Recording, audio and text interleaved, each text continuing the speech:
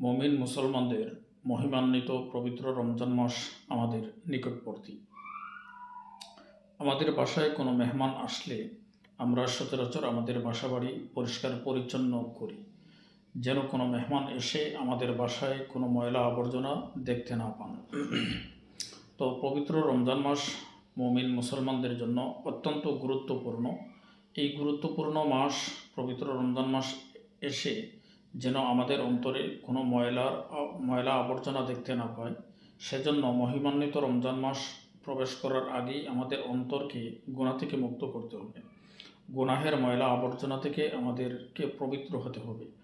এই গুনাহ থেকে পবিত্র হতে হলে রমজান মাস যে কয়েকদিন রয়েছে বাকি, এই দিনগুলোতে আমরা বেশি থেকে বেশি দুরূদ শরীফ এবং ইস্তেগফারের উপর আমল করি, যাতে রমজান মাস আসার পূর্বেই আমাদের গুনাহগুলো মুছে যায়, গুনাহ থেকে আমরা পাক পবিত্র হতে পারি।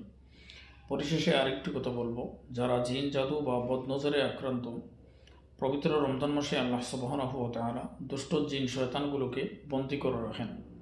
তো যারা জিন জাদু বা বদনজরে আক্রান্ত হয়েছেন, পবিত্র মহিমান্বিত এই রমজান মাসে যখন আপনি রুকাইয়া বা মাসনুন আমলগুলো গুরুত্ব সহকারে আদায় করবেন, আল্লাহ সুবহানাহু ওয়া তাআলা পবিত্র রমজান মাসের বরকতে আপনাকে জিন জাদু বা বদনজরের অনিষ্টতা থেকে মুক্তি দান করবেন।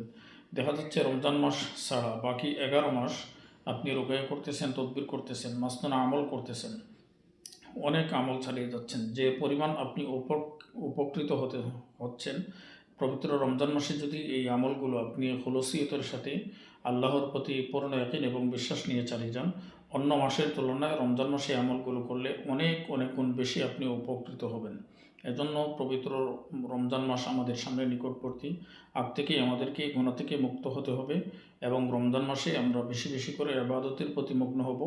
আপনার যদি এরকম জিন জাদু বা বদনজরের কঠিন কোনো সমস্যা থেকে থাকে, আল্লাহ সুবহানাহু ওয়া তাআলা পবিত্র রমজান মাসের বদৌলতে আপনাকে মুক্তিদান করবেন ইনশাআল্লাহ। আসসালামু আলাইকুম ওয়া রাহমাতুল্লাহি ওয়া বারাকাতুহু।